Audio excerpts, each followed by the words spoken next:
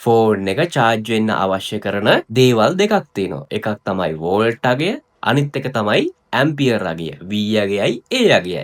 සමීකරණය තමයි W සමානයි VA. මේ දේ තේරුම් ගන්න නම් ඔයා අකුරු තුනක් ඉගෙන ගන්න ඕනේ.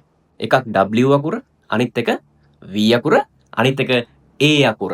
මේ අකුරු තුනම හෝ මේ අකුරු තුනෙන් දෙකක් ඔයාගේ charger එකේ එළිය ගහලා තියෙනවා. W කියන්නේ watt, V කියන්නේ volt, A කියන්නේ ඇම්පියර්. සමීකරණය තමයි W සමානයි VA.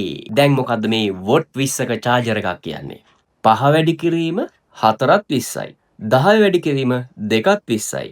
20 වැඩි කිරීම 1ත් 20යි. වෝල්ට් 5ක් ඕන ෆෝන් එකට වෝල්ට් 10ක් යම් කිසි විදියකින් දුන්නොත් අන්න ෆෝන් එකට බැටරියට ප්‍රශ්නයක් වෙනවා.